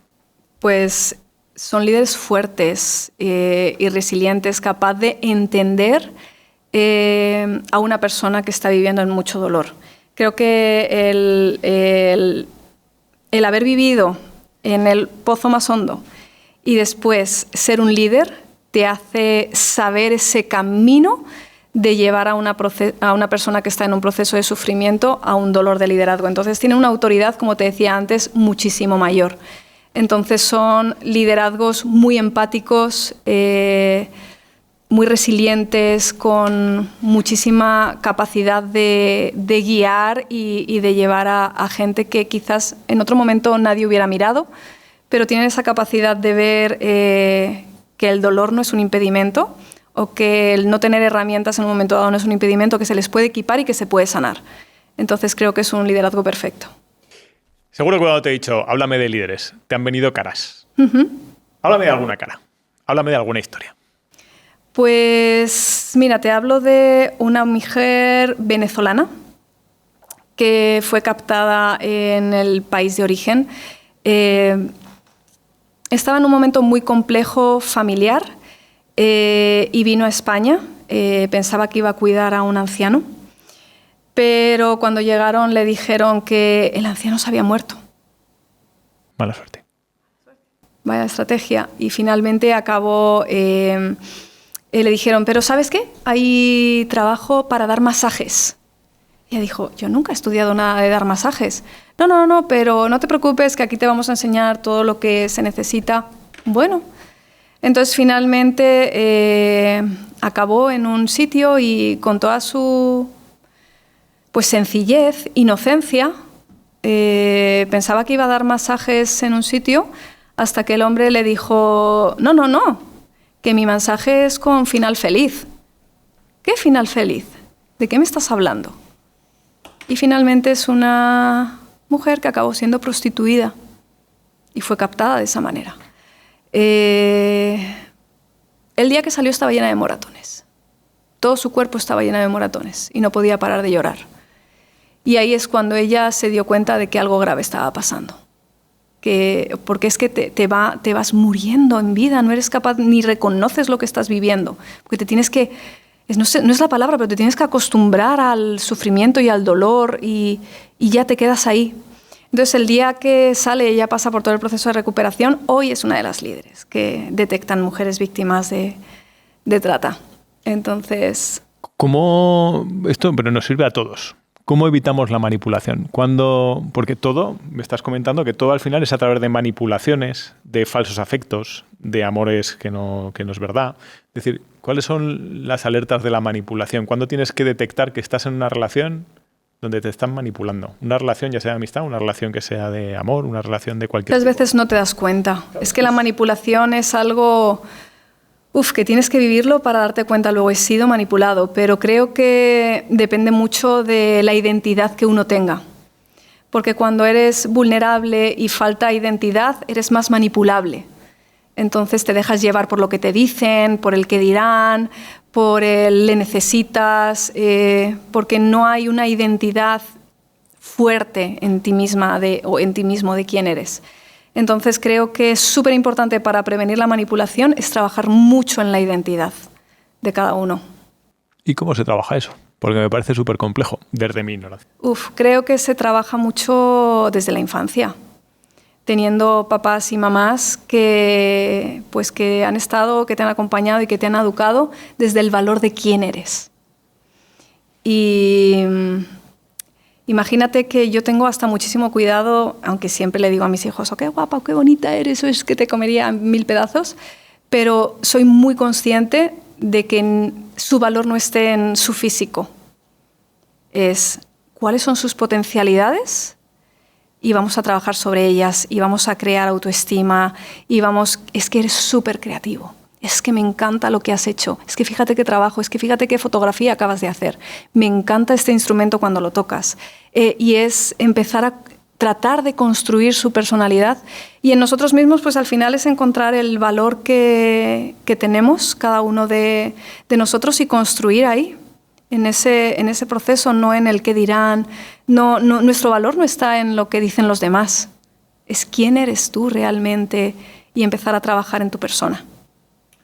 Entiendo que hay un papel importante de los miedos. Y si hablamos de los tuyos, ¿tú has sentido miedo real alguna vez con alguna de estas historias? Pues claro. He vivido miedo muchas veces, miedo a equivocarme, miedo a fracasar, miedo a que lo que estoy haciendo no la ayude y no funcione. Enfrento muchísimos miedos. Te diría a la mafia, pero a la mafia no le tengo miedo. No, la verdad que no, ¿eh? O sea, cuando estoy mi marido está en este proceso conmigo y él controla o lleva mucho los temas de seguridad y tal. Entonces muchas veces, ahora ya no hago tanto este trabajo de detección, pero cuando estaba en el polígono industrial, él decía, es que, tío, estás en un jardín de flores. O sea, para ti es happy flower y hablo con una y hablo con otra y yo feliz en ese ambiente y él sufriendo, apuntando las matrículas de todos los coches que han pasado, porque hay un problema de seguridad, evidentemente, hay mafias detrás de esas mujeres, pero es que de verdad que a mí no. O sea, yo estoy a lo que voy y ya está. Y entonces miedo a eso no lo tengo, pero tengo miedo a fracasar muchas veces, y bueno, pues trabajo sobre ello, ¿no? Y digo, yo voy adelante y ya está.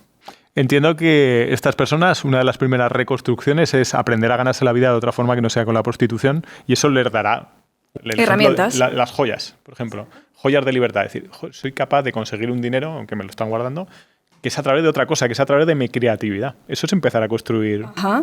Por eso es terapia. El catering, todo. O sea, quiero ser camionera. Que hay una de las mujeres que estamos acompañando que quiere ser camionera. Ok, pues ya se está sacando el carnet de conducir. Entonces, quiero ser, no sé, trabajar en la chapa y pintura. Es que el trabajo no tiene que ser feminizado. Es que van a trabajar todas. No. Quiero trabajar en chapa y pintura. Pues tenemos un acuerdo con un taller mecánico y ahí empiezan el proceso formativo para finalmente aprender y trabajar de lo que tú quieras hacer.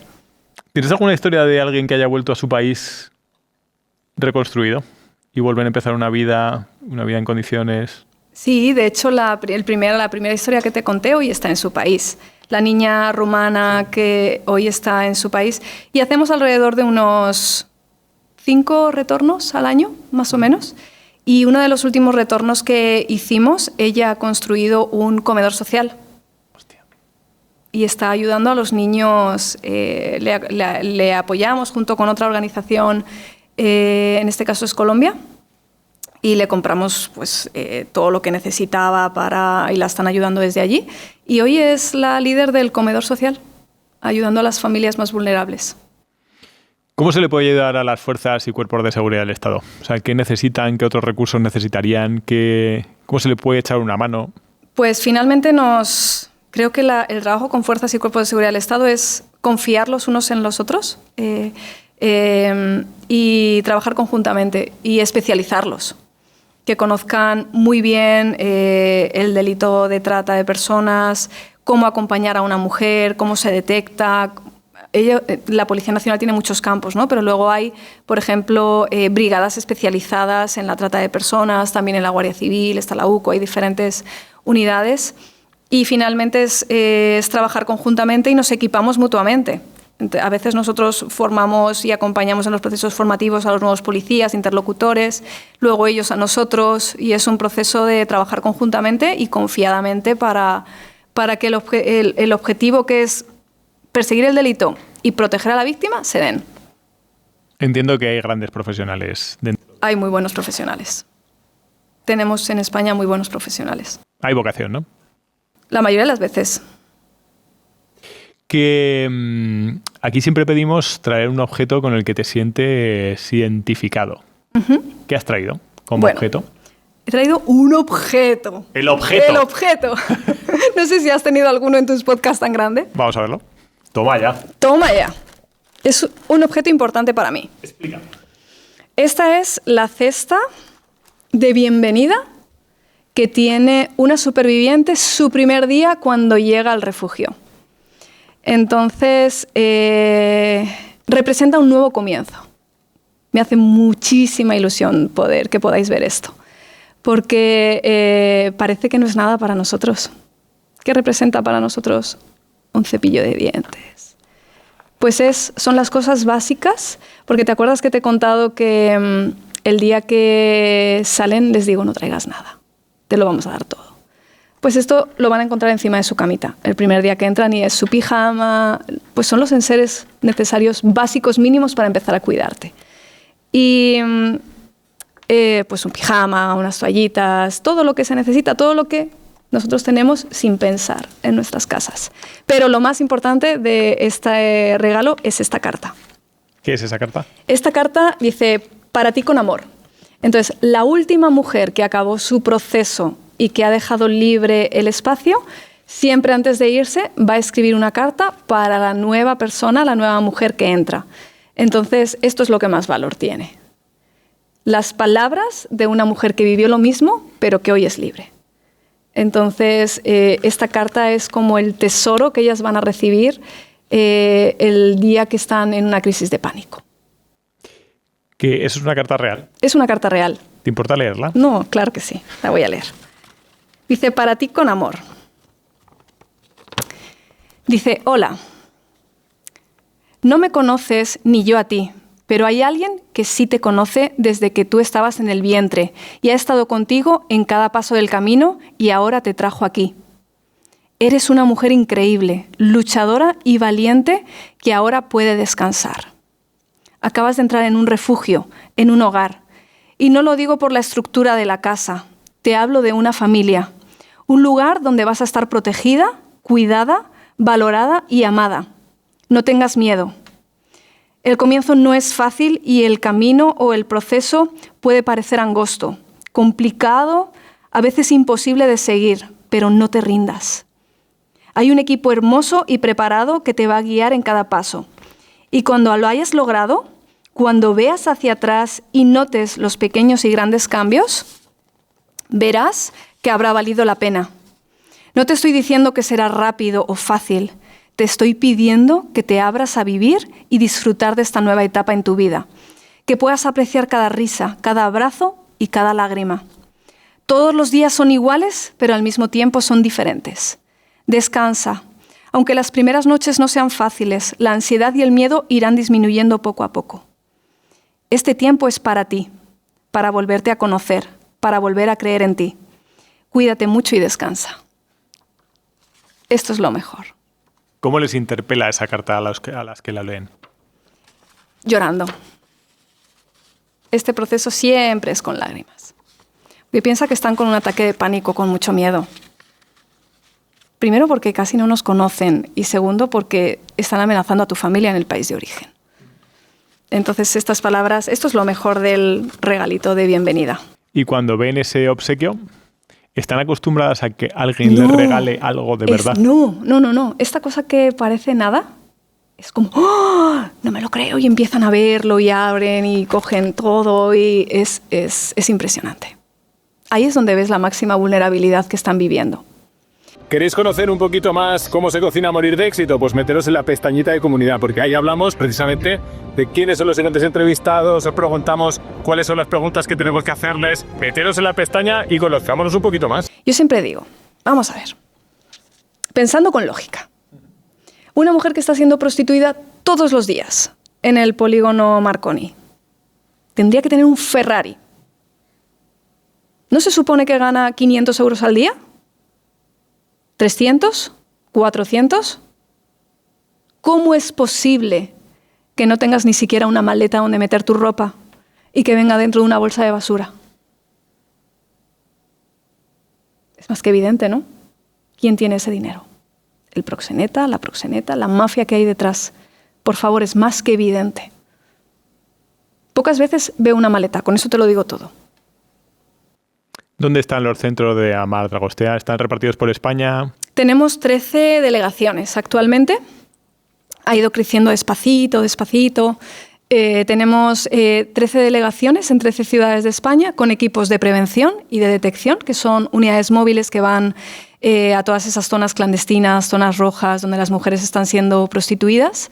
Tenemos 5 centros de día en 5 ciudades, que son centros especializados donde las mujeres pueden ir independientemente de su situación a recibir apoyo psicológico, jurídico, educativo, social, laboral. Y luego tenemos 3 refugios, que esos están escondidos. Son con domicilio protegido, donde nadie sabe dónde están. ¿Cuáles son las zonas rojas en España? Decías, las zonas rojas. Las zonas rojas son todos los pisos clandestinos, club de alterne, de carretera, polígonos industriales. Son las zonas rojas que son zonas de explotación. ¿A ti cómo te dio por esto? ¿Cómo empezaste con esta historia? ¿En qué momento te metiste en este fregado? Pues mira, tenía 20 años cuando terminé la carrera de educación social e hice mis prácticas en un centro que ayudaba a mujeres víctimas de trata. Para mi sorpresa, tenía mi misma edad. O sea, yo una niña que viene de un entorno pues normal, con una familia normal, yo no me podía creer que había niñas de mi edad que podían haber vivido una violencia tan extrema, más cerca de lo que yo podía llegar a imaginar. O sea, al lado de mi casa. Entonces, me llamaba muchísimo la atención que perdían hasta el pelo. O sea, había calvicie del sufrimiento tan extremo. Y conversé mucho, hablé mucho con ellas y descubrí una realidad terrible y dije, yo tengo que ser parte del cambio. Entonces, bueno, la verdad se me dieron bien las prácticas, pude trabajar muy pronto y fueron años de aprender. Trabajé en diferentes lugares, diferentes contextos. Mujeres prostituidas, víctimas de trata, mujeres prostituidas con niños, mujeres prostituidas con adicciones. Aprendí, fueron años de aprender y luego, pues la cuestión es que pues yo trataba de ser un poco altavoz. Y también era como esa persona de, joder, qué pesa Carol, ¿no? Ya viene aquí con la historia, lo que ha visto hoy. Y entonces todo mi alrededor estaba sensibilizado.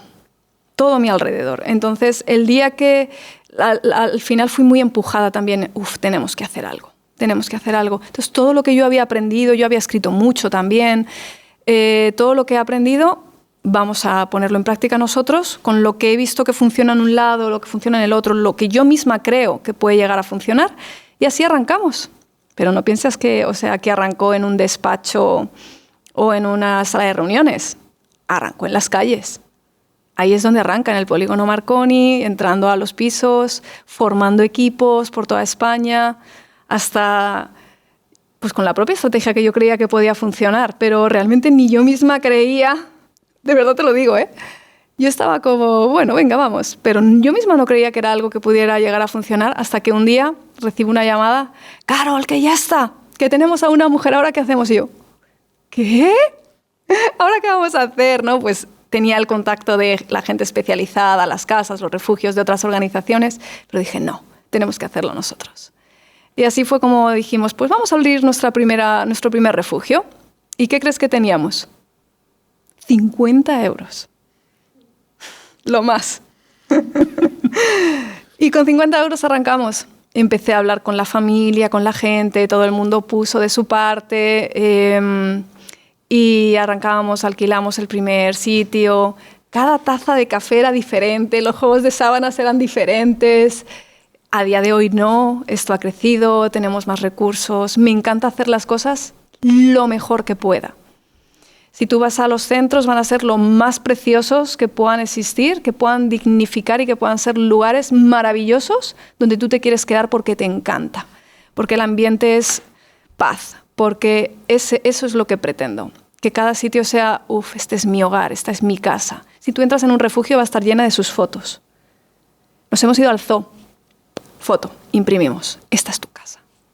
Tus fotos en tu habitación. Vamos a decorarla preciosa. Este es tu hogar, el tiempo que sea. No es una institución, es tu casa. Y aquí estamos para acompañarte. ¿Puede ser que los cimientos de cualquier casa tengan que ser la paz y la estabilidad? Por supuesto. Para empezar a construir otras cosas. Exacto. Tiene que haber siempre un ambiente de paz, de tranquilidad, porque sobre esa base es que puedes construir. Sí. Y finalmente, tenemos que trabajar muy mucho la resolución de conflictos. Piensa que hay mujeres de cada país, que el trauma siempre daña. Entonces tenemos que trabajar con personal especializado para resolver conflictos, para generar un ambiente de paz. No sé por qué, pero todos los que habéis venido por aquí por Morir de Éxito, que estáis haciendo cosas que trascienden, digamos, que son cosas que impactan en la sociedad, estáis mucho más por la acción que por el propósito. Es decir, y me explico. Antes que el propósito, definir un propósito sesudo y demás, sois muy de acción. Es decir, oye, el propósito está después de la siguiente acción, no al revés. Uh-huh. Puede ser que sea así. O sea, es necesario someter a la realidad los propósitos para ver si eso es verdad y no tener la parálisis clásica por el análisis. Claro, o sea, tú puedes quedarte en, creo que sería muy bueno hacer eso, ¿eh? Uy, sí, hay que. Yo le llamo el hay que. Qué bien lo hacen aquellos, ¿no? O sea, que es fenomenal. Creo que cuando hay una pasión y le pones acción es cuando viene el resultado. Entonces, el accionarte con lo que tengas. Es que yo no tenía más que 50 euros, pero literalmente. No es una forma de O sea, que no es que dijera, no, es que de verdad no había nada en mi cuenta bancaria. Pero sí sabía lo que tenía que hacer. Entonces yo accioné, mi gente, mi alrededor se accionó y lo hicimos. Y fue posible. Y te digo algo. Y siempre lo digo y de verdad no miento. Si en todos estos años solo hubiera podido ayudar o acompañar a una sola mujer, hubiera merecido la pena. Ahí está el éxito, en uno. Uno es éxito. La semana pasada estábamos en un operativo policial, una cosa intensa. Me llama el equipo y me dice, Carol, solo hemos logrado una. Y le dije, uno es éxito. Con que solo una mujer haya sido libre de este sufrimiento extremo, ha valido la pena todo lo que hayamos hecho. Pero gracias a Dios pues hemos podido ayudar a muchísimas mujeres. Sí que es verdad que cuando consigues una, o un propósito, o una persona que convences, eso es un efecto dinamizador. O sea, después, esa persona, tú no eres dueño de sus actos, pero él va a hacer sus actos. Y él va a estar hablando a personas, va a estar con otros. Es decir, uno es suficiente para empezar a extender la mancha de aceite. Sí, por eso y por liberarle de su propio sufrimiento extremo, por ambas cosas. Tú tienes contacto con la muerte, porque al final hay personas que desgraciadamente acaban. Pero, uh-huh. ¿Cómo ves tú la muerte?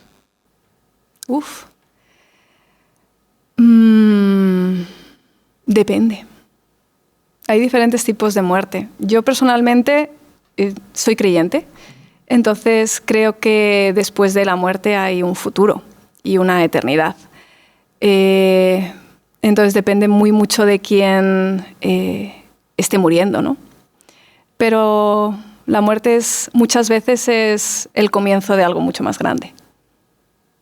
Decías que mucha gente muere en vida. Y mucha gente muere en vida, sí. Mucha gente, lamentablemente, aquí, una mujer que está siendo prostituida está muriendo en vida. Te voy a hacer un test rapidito. ¡Vamos! Te voy a hacer un test rapidito. Me tienes que contestar rápido, ¿vale? O sea, el momento de pensar lo dejamos para otro momento. Vale. ¿Salvar a una o prevenir a 1000? Salvar a una. Está claro. ¿Red de apoyo o ley justa? Ley justa. ¿Amor o justicia? Amor y justicia. ¡Elige una! Amor. ¿Por qué el amor? ¿Por qué eliges Porque por el encima amor de la mueve justicia? montañas. El amor sana. El amor restaura.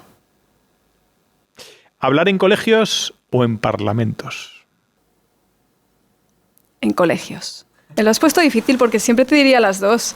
¿Amor y justicia? Amor y justicia, educar en el cole y en el parlamento. ¿Pero hay que elegir? Sí, elijo. Esto es la línea de tu vida. Ujú. ¿Vale? Evidentemente no estamos en esos, pero como viene gente senior y demás... Podríamos yo decir que pongo más. estamos aquí. Sí, efectivamente. ¿Cuáles son los dos momentos más duretes y los dos momentos más de clímax de felicidad? De decir, hostia, de satisfacción. ¿Cuáles dirías que son? Te dejo el boli para que me lo... Vale. Mira, un momento muy duro en mi vida es a los 9 años, que enferma mi padre y finalmente poquito después muere. Y creo que eso fue un momento muy complejo en mi infancia. Entonces eso fue un momento de los complicados que recuerdo. Y el 2010, por aquí, que es cuando abrimos la asociación Amar Dragoste, fue un momento muy decisivo, porque finalmente ahí se marcó mucho el propósito de todos los años que después estoy viviendo. Entonces creo que son dos momentos importantes. Evidentemente, pues el momento de que creo mi familia, mi vida personal, pues me casé muy jovencita, mi familia, cosas muy preciosas que hemos vivido. Pero pues podría señalarte esos episodios en mi vida. ¿Has tenido algún momento, todos me señaláis, algún momento de insight, es decir, de momento de decir clic? ¿Hay algún momento de clic que recuerdes especialmente? El momento de Orie que te he contado fue un clic. La chica nigeriana. Fue una cosa demasiado fuerte para mí. Porque yo fui la persona que la recibió el primer día, porque yo fui la persona que le llevó al hospital, porque yo fui la persona que recibió la llamada del médico. Y fui con mi esposo y la enterramos. Y fue una tumba sin nombre, porque nadie lo pagó. Y eso no debería pasar. Y ayer me decía mi esposo, ya tengo el nombre de la siguiente casa futuro que abramos. Dije, ¿cuál? Y me dijo, Orie. Dijo, tenemos que levantar su nombre, ¿no? No debe volver a pasar esto. Y debemos hacer memoria de ella, ¿no? Entonces, eso fue un insight importante en nuestra vida. Te he preguntado un poco antes, pero ¿cómo te curas? Cuando vas a casa, evidentemente tu marido te da soporte por lo que veo, porque está en el proyecto y demás. Sí. Pero ¿cómo te curas? ¿Cómo te reconstruyes cuando te hacen un jirón en el alma, digamos? ¿Cómo te reconstruyes? Mira, al final es un conjunto de cosas. El tener un ambiente de paz en casa para mí es súper importante. Vivo en una zona súper tranquila. Tener una familia y una red de apoyo, hacer deporte. Parece una tontería, pero a mí en la noche el ver unas series, como me meto ahí, ya no puedo pensar en otra cosa. Y mi propia fe es súper importante también para mí. Entonces, todo eso me reconstruye y al día siguiente estoy nueva. Oye, imagínate que una persona que está en este momento sufriendo trato de este tipo está viendo el podcast. ¿Qué le dirías? Una mujer que está siendo víctima, tú puedes salir. Llámanos al 615-430-452 a cualquier hora, el día que tú quieras, y vamos a poder acompañarte en ese proceso de salir de ese lugar de explotación. Y hay salida, y hay futuro para ti y para tu familia. ¿Qué futuro le espera? Un nuevo comienzo y cumplir sus sueños. Tener un equipo que la va a acompañar en ese proceso en todo lo que necesite hasta lograr salir de su situación y estar equipada para volar. Todo lo que necesite. Ojo, recordatorio, todos los domingos a las 4 de la tarde tenemos una nueva entrevista de Morir de Éxito, con historias sorprendentes del éxito, con gente que ha encontrado su propósito a través de planes de acción y medidas reales. Nada de cuentos, otro pierda. Aquí en este programa, el anterior entrevistado o entrevistada ha dado un consejo al siguiente. ¿Vale? Estuvo aquí Carlos Galán, que es un experto en inversión inmobiliaria, pero que habla de libertad financiera, digamos, de cómo perseguir tus sueños y cómo ser libre para no depender. Tiene un libro que se llama Independízate, papá Estado, para que te imagines un poco por dónde van los tiros. Y él decía, joder, yo soy muy de acción también, y decía, yo mejor hecho que perfecto. ¿Qué te parece ese consejo? Mejor hecho que perfecto. Me parece fenomenal, porque es lo que yo hice.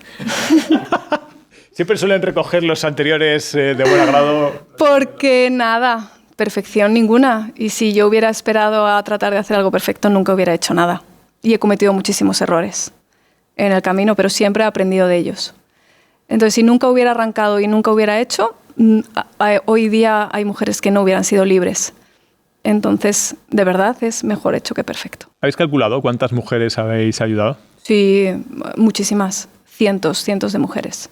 En el refugio en estos años, a lo mejor vamos ya por las 130 más o menos, pero a nivel externo hablamos de cientos de mujeres. ¿Podemos ver testimonios? ¿Dónde podemos ver información de Amar Dragoste? En nuestra web, amardragoste.org. En nuestro Instagram tratamos de subir contenido todas las semanas. Ahí hay mucho contenido y nuestro contacto y nuestro número de teléfono para cualquier necesidad o cualquier contacto, para ser parte o para apoyar o colaborar. Eso te iba a decir, si yo soy un humanoide que estoy viendo esto y digo, esto me ha tocado. ¿Cómo echo una mano a esta realidad? Pues mira, lo primero es ser un altavoz. Lo que has escuchado, cuéntaselo a todo tu alrededor. Trata de afectar con lo que has escuchado y que otros más puedan escuchar este podcast y que puedan ser sensibilizados. Después piensa, ¿qué tengo? ¿Qué soy? ¿Con lo que soy puedo ser parte de este proceso? Pues igual, yo qué sé, hay empresas que dicen, ostras, pues yo pro bono puedo acompañar en esto, puedo ayudar en esto. O igual te puedes hacer un socio o un donante y decir, mira, yo no puedo estar, tengo un montón de trabajo o mi vida no me da para esto, pero económicamente quiero ser parte. Entonces, cuando rasca el bolsillo, también eres parte del proceso. Hay gente que dice, mira, es que yo no puedo estar, pero ¿qué necesitas? Pues sabes que necesito una beca para este niño que tiene que estudiar, cuenta con ello. Entonces hay familias que dicen, yo voy a becar a una mujer, yo voy a ayudarla, ¿qué necesita esta mujer? ¿Cuánto cuesta esta mujer su proceso de recuperación? Y se comprometen con eso. Entonces creo que la lucha contra la esclavitud no forma parte solo de uno. Todos necesitamos ser parte de la lucha de la esclavitud que estamos enfrentando. Nos escucha mucha gente de Latinoamérica, de Colombia, de México, de Argentina, de Chile. En muchos casos esa realidad también está en esos países y son fuente también de... Hay asociaciones, entiendo, en esos países también que están trabajando en eso y seguramente si buscan un poquito entenderán o encontrarán cositas, ¿no? Sí, y lo que les diría es ten mucho cuidado. No te creas el sueño de que en España vas a tener una vida maravillosa, de éxito con un trabajo. No. Por favor, infórmate muy bien porque muchísimas mujeres están siendo captadas para ser prostituidas. Y lo que puedas pensar que es la prostitución está muy lejos de la realidad. O sea, de lo que puedes llegar a pensar. Muchas de las mujeres me dicen que la explotación y la prostitución en España es peor que en otros países. Muchísimo más violenta. Tremendo. Pero ese es el testimonio de muchas mujeres. O sea que ten mucho cuidado antes de viajar a nuestro país. Me ha dicho que hay 13 centros en España, que algunos son anónimos, digamos, porque no se puede decir. Pero si alguien quiere ayudar en uno de los centros, ¿en qué centros podría ayudar? ¿Qué ciudades estáis donde se puede ayudar y se puede echar una mano? Pues mira, estamos en Madrid, estamos en Ciudad Real, estamos en Barcelona, en Santa Coloma, en Castellón, en Alicante, en Valencia, en Sevilla, en Málaga, en Murcia, en Badajoz, en las Islas Canarias, y no sé, he dicho ya las 13. No sé, pero vamos, hay bastantes. O sea, que cualquier persona que esté en esas provincias puede acercarse y echar una mano. Y en Galicia, en Pontevedra. Vale. Y si alguien entiende esa realidad y no has nombrado esa ciudad, ¿qué hay que hacer? Se puede promover, se puede puedes hacer. promover, podemos ir a tu ciudad, podemos formar en tu empresa, porque también acompañamos y formamos a las empresas en esta, porque todos podemos detectar una víctima. Hasta una empresa de telefonía móvil, no sé, tenemos diferentes campañas gasolineras. Podemos formar para que todas las personas puedan tener las gafas puestas y decir, esto es una posible víctima, ¿qué puedo hacer? ¿Dónde tengo que llamar? ¿Cuáles son los indicios para detectarlo? Entonces, podemos formarte allí donde estés para ser un agente de detección y de transformación. Y nos puedes llamar y todos nuestros contactos están en la web amardragoste.org. Un consejo para el siguiente entrevistado o entrevistada. Creo que uno de los mayores peligros ante el crecimiento es olvidar los orígenes. Entonces, ante el crecimiento, te diría, recuerda siempre la misión, la visión y los valores con los que naciste y lucha para no perderlos en medio del crecimiento. Y esto se llama morir de éxito. Vamos. ¿Qué es el éxito para Carol? Pues hemos hablado un poco de eso ya, pero mira, para muchas personas el éxito es las ganancias, el dinero, la fama, la grandeza, los números, las estadísticas grandes. Pero para mí el éxito va más allá y está más ligado a lo que significa originalmente éxito, que viene del latín exitus, que es salida. Entonces, para mí es como si me imaginara una habitación con unas situaciones, con unos problemas, y el éxito es encontrar la puerta. Entonces, es hacer lo que tienes que hacer, cuando tienes que hacerlo, hacia las personas que tienes que hacerlo y con un equipo adecuado para llegar a la puerta y a la salida.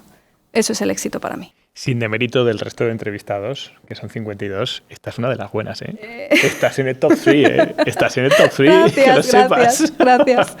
Que somos muy de ejercer la gratitud aquí en este programa, por eso te doy las gracias por haber dado voz a este pedazo de realidad y por el trabajo que estás haciendo. Te lo agradecemos ya como sociedad, o sea, como portadora. De verdad, gracias por invitarme y por dar voz a esto. Pero si te preguntase, lo último es, ¿a quién le debes más gratitud en tu vida? Primero, como soy creyente, doy gracias a Dios y a mi familia y a mi equipo. Carol, muchas gracias por venir a Morir de Éxito. Un placeraco importantísimo y esta es tu casa. Gracias.